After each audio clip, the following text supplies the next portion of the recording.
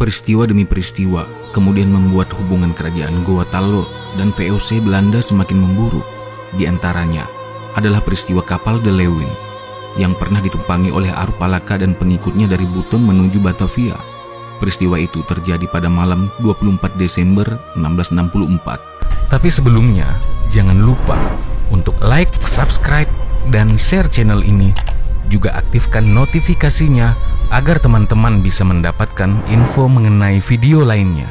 Kapal Belanda De Leeuwin kandas di Pulau Dayang-Dayangan, di sebelah benteng Panakukang. Menurut versi Makassar, kandasnya kapal Belanda karena memasuki perairan Makassar yang terlarang. Lalu karena takut akan disergap oleh kapal-kapal pegawai pantai Makassar, kapal tersebut melarikan diri dengan terburu-buru, sehingga terkandas di pulau itu. 40 orang awak kapal Belanda itu mati tenggelam, sedangkan yang masih hidup sebanyak 62 orang diangkut oleh orang-orang Makassar ke benteng Sombaopu. Belanda kemudian menyampaikan tuduhan bahwa dari atas kapal itu ada sebuah peti yang berisi uang perak sebanyak 1.425 ringgit Belanda yang telah disita oleh orang-orang Makassar. Belanda menuntut kepada Sultan Hasanuddin supaya uang perak itu dikembalikan kepada Belanda. Berulang kali Belanda mengajukan tuntutan itu, tetapi Sultan Hasanuddin selalu menolak dengan alasan jika barang sitaan itu adalah hak milik penuh kerajaan Goa karena sitaan dalam keadaan pertempuran. Lalu, Onderkoopman Belanda, Cornelis Kuyf, bersama 14 orang anak buahnya berangkat ke tempat kandasnya kapal Belanda itu tanpa izin dari pasukan-pasukan pegawai pantai ataupun dari Sultan. Sehingga setibanya mereka di tempat yang dituju itu, pasukan-pasukan pengawal pantai memerintahkan mereka supaya menyerah. Namun mereka tidak mau menyerah, bahkan melakukan perlawanan. Maka terjadilah pertempuran yang menyebabkan 14 orang Belanda itu tewas semuanya. Gubernur Jenderal Mr. Johan Matsuyker untuk kesekian kalinya mencoba lagi menyelesaikan pertikaian itu dengan jalan damai. Pada 20 November 1665, dikirimnya seorang gesan ke Makassar, Johan van Wesenghangen, tetapi juga tak berhasil melunakkan hati Sultan Hasanuddin. Ia melaporkan ke Batavia bahwa Makassar telah diliputi oleh suasana perang. Sikap perang itu dibangkitkan orang Inggris yang menghembuskan kabar bahwa Belanda telah lumpuh di Eropa dan tak akan mampu mengirim bala bantuan dari sana. Inggris malah menjanjikan bala bantuan kepada Sultan Hasanuddin. Van Wesenghangen juga melaporkan bahwa Sultan Hasanuddin telah mempersiapkan ekspedisi perang terhadap Ternate yang telah bersekutu dengan Belanda. Karena Buton tak mungkin lagi diajak bersahabat seperti Ternate dan Seram, maka setelah pertengahan 1666, Sultan Hasanuddin mengirim sebuah ekspedisi armada perang yang terdiri atas 700 buah kapal dan 20.000 tentara di bawah pimpinan Laksamana Alimuddin, Karangbontong Marannu, dan Sultan Bima. Keduanya diangkat menjadi Laksamana muda kerajaan Goa untuk menaklukkan negeri itu. Ibu kota Kesultanan Buton dan sekitarnya berhasil diduduki oleh Laksamana Karangbontong Marannu. Banyak di antara pasukan-pasukan pengikut Arupalaka yang ditinggalkannya di Buton ketika berangkat ke Batavia kemudian bergabung ke dalam induk pasukan Karangbontong Marannu.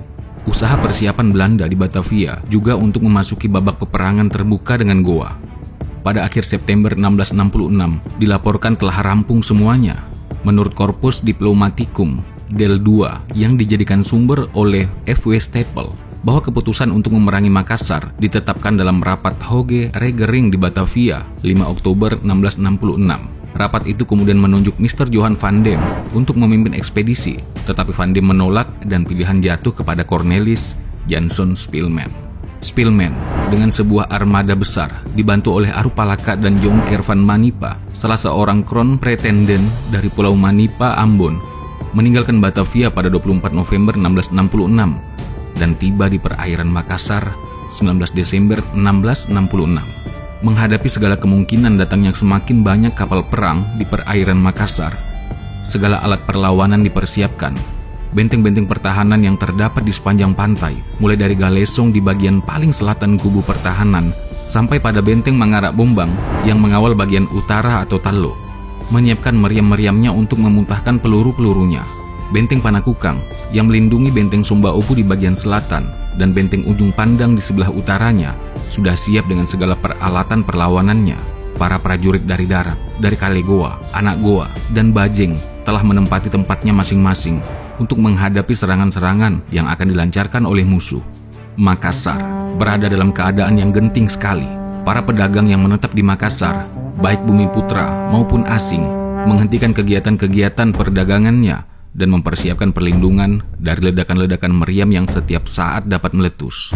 Beberapa saat setelah datangnya armada Spillman, Sultan Hasanuddin menerima utusan dari Spillman. Utusan itu membawa pesan Spillman agar Goa membayar kerugian kepada Belanda sehubungan dengan terbunuhnya orang-orang Belanda di Pulau Dayang-Dayangan beberapa waktu yang lalu ketika memeriksa sebab-sebab tenggelamnya kapal De Leeuwin. Selanjutnya, Sultan Hasanuddin mesti menyerahkan semua orang Makassar yang terlibat dalam pembunuhan itu.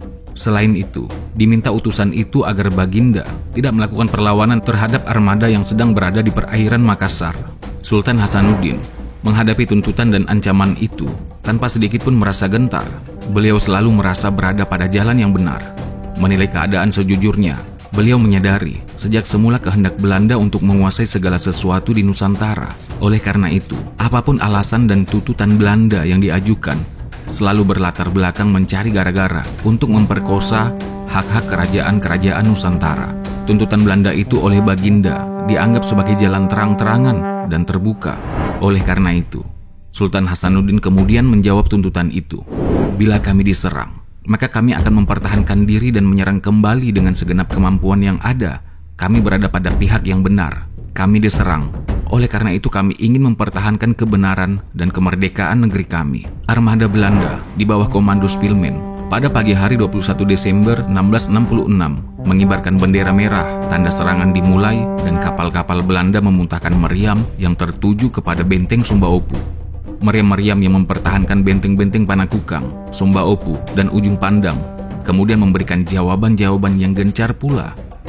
Sasaran-sasaran kedua belah pihak dibentur oleh peluru-peluru meriam yang menimbulkan kerusakan. Semangat perlawanan prajurit Goa terbakar dengan hebatnya. Udara dikepuli oleh asap meriam, baik di daratan maupun di lautan, tempat armada Belanda menempatkan kapal-kapal perangnya. Perahu-perahu bersenjata kawal pantai Makassar perlahan-lahan meninggalkan pangkalan-pangkalan untuk menyerbu kapal-kapal Belanda yang menempati jarak-jarak yang tak dapat dijangkau oleh peluru-peluru dari daratan. Perahu-perahu yang memuat prajurit-prajurit Makassar untuk mengawal pantai Makassar seperti tersembur dari sekian banyaknya jurusan dan tempat, merangkak perlahan-lahan tetapi dengan arah yang menuju kepada konsentrasi armada Belanda. Perahu-perahu kecil dan laju itu dilindungi oleh turunnya hujan lebat, seolah-olah melindungi daratan Makassar dari musuh. Tembakan-tembakan Belanda tidak banyak membawa hasil untuk merusakkan alat-alat pertahanan Makassar, baik yang terletak di daratan maupun di laut. Seperti diketahui, armada inti Makassar yang terdiri atas 700 buah perahu perang di bawah pimpinan Laksamana Kerajaan Goa, Karaeng Bontomaranu, sejak 2 bulan yang lalu menunaikan tugas di perairan Buton. Oleh karena itu, kekosongan itu rupanya hendak dipergunakan oleh Spillman untuk menerobos pertahanan pantai Makassar dan mendudukinya. Tetapi dugaan itu meleset. Perahu-perahu kawal pantai yang kecil-kecil dan laju-laju bagaikan ikan lincah yang memperebutkan bangkai mengerumuni kapal-kapal mereka dan melepaskan tembakan-tembakan dari jarak-jarak yang dekat sekali. Di samping itu, musim hujan bulan Desember di Makassar membawa keuntungan bagi Makassar yang sangat tidak menolong penyerangan Belanda. Setelah tembak-menembak pada hari itu berlangsung hanya beberapa jam lamanya, armada Spillman dapat terusir meninggalkan perairan Makassar dan mengembangkan layar menuju ke selatan. 2 hari kemudian, 23 Desember 1666, sebagian pasukan mendarat. Spillman dan Arupalaka didaratkan di Laikang, Turatea. Pendaratan mereka tidak mengalami rintangan atau perlawanan dari alat-alat pertahanan dan perlawanan rakyat di pantai itu. Tetapi ketika pasukan-pasukan pendarat itu mendekati dan memasuki perkampungan, mulailah mereka mendapat serbuan yang gencar. Pasukan-pasukan Belanda yang kurang mengenal medan melarikan diri ke daerah rawa-rawa yang berlumpur. Mereka dikocar-kacirkan oleh panah-panah beracun dari pasukan-pasukan Makassar yang dapat menyelamatkan diri dari serangan-serangan gencar itu, melarikan diri kembali ke kapal-kapal mereka. Percobaan pendaratan Belanda di Laikang dapat digagalkan dengan sempurna. Armada itu meninggalkan Laikang pada esok harinya, pagi-pagi sekali. Pada pagi hari, 25 Desember 1666, menurut Corpus Diplomaticum, Spillman mendaratkan pasukan di Bantaeng. Pendaratan pasukan itu sukses membakar habis Bantaeng dan 30 buah desa di sekitarnya. Juga 3.000 pikul beras habis dibakar. Perahu-perahu layar pedagang-pedagang, puluhan banyaknya yang berlabuh di pelabuhan Bantaeng, ditenggelamkan semuanya. Pasukan-pasukan Goa yang menempati bagian-bagian pedalaman segera dikerahkan untuk mengusir pasukan-pasukan Belanda yang melakukan pendaratan di pantai Bantaeng. Pertempuran-pertempuran sengit yang berlangsung sepanjang hari dan malam membawa korban kedua belah pihak. Tetapi, akhirnya pasukan-pasukan penyerang itu mengundurkan diri ke kapal mereka dengan kocar-kacir. Selanjutnya, pada 1 Januari 1667, armada Spillman tiba di perairan Buton. Kota Buton dan sekitarnya ketika itu telah diduduki oleh pasukan-pasukan Goa yang tinggal dengan armada di bawah pimpinan Laksamana Karangbontomaranuh sejak kurang lebih 2 bulan yang lalu. Dengan munculnya armada Belanda di perairan Buton itu, segeralah disambut dengan serangan oleh armada Bontomaranu yang sementara berlabuh di perairan Buton. Pertempuran laut pun terjadi dengan sengitnya. Di dataran Buton, tidak kurang dari 15.000 orang Laskar Bugis yang baru-baru saja menggabungkan diri pada Laskar Makassar. Ketika mendengar bahwa yang datang itu adalah Arum Palaka, mereka pun memisahkan diri dari pasukan Goa atau Makassar dan mengangkat senjata terhadap pasukan-pasukan Karangbontomaranuh. Juga pasukan-pasukan Sultan Buton yang memihak kepada Arum Palaka membantu pasukan-pasukan Bugis yang berasal dari Bone dan Sopeng yang ditinggalkan oleh Arum Palaka ketika dia tinggal di Buton pada 1660 hingga 1663. Pasukan-pasukan Bontomaranu di darat mengalami kekalahan yang sangat parah. Kapal-kapal pun mengalami pukulan-pukulan yang tidak seimbang. Karena itu, Karangbontomaranuh mengirim utusan menemui Spillman untuk diadakan perundingan gencatan senjata. Pada 4 Januari 1667 pagi, datanglah Karangbontomaranuh bersama Datuk Luwu dan Sultan Bima menemui Spillman. Perundingan itu menghasilkan keputusan-keputusan, antara lain, yang pertama, seluruh armada Makassar dengan segala anak buahnya harus menyerah secara sopan kepada kompeni.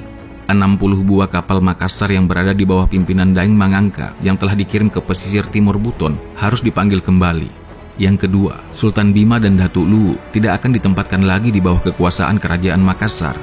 Yang terakhir, ketiga orang panglima yang memimpin armada Makassar itu akan berada di bawah pengawasan kompeni, hingga segala sesuatunya telah diatur sebagaimana mestinya. Jumlah pasukan-pasukan Makassar yang berhasil ditawan oleh armada Spillman kurang lebih 5.000 orang. Di antaranya adalah pasukan-pasukan Goa yang terdiri dari orang-orang Bugis. Tawanan-tawanan yang terdiri dari orang Bugis ini diserahkan oleh Spillman kepada Arum Palaka. Kurang lebih 4.500 orang tawanan yang terdiri dari orang-orang Makassar ditempatkan oleh Spillman di sebuah pulau kecil di Selat Buton, dan kira-kira 400 orang banyaknya kemudian dijadikan budak oleh kompeni. Sebulan lamanya, Spillman tinggal di Buton. Dalam perjanjian itu, ditetapkan antara lain bahwa kepada Sultan Buton akan diberikan oleh kompeni jargel atau uang tahunan 100 ringgit untuk balas jasa menghancurkan pohon-pohon cengkeh dan pala yang ada di Buton. Setelah perjanjian itu dikokohkan, berangkatlah Spillman ke Maluku. Adapun Arum Palaka dengan pasukannya, ditambah dengan sebagian pasukan Belanda yang diperbantukan kepadanya, masih tinggal di Buton untuk beberapa waktu lamanya untuk membasmi pasukan-pasukan Makassar yang masih berpencar dan belum menyerahkan diri. Diriwayatkan bahwa nasib pasukan-pasukan Makassar yang ditawan oleh Spillman di pulau kecil di Selat Buton sangatlah menyedihkan. Persediaan makanan yang diberikan oleh Belanda demikian terbatasnya, sehingga hanya cukup untuk beberapa puluh hari saja. Mereka kebanyakan mati kelaparan, dan hanya sejumlah kecil dapat melarikan diri dari tawanan dengan berenang mencapai daratan terdekat. Belanda kemudian menamakan pulau kecil itu Overwind Narseiland. Ada juga yang menamakannya kemudian Makassar Kelhof atau Kuburan Makassar atau Pulau Makassar.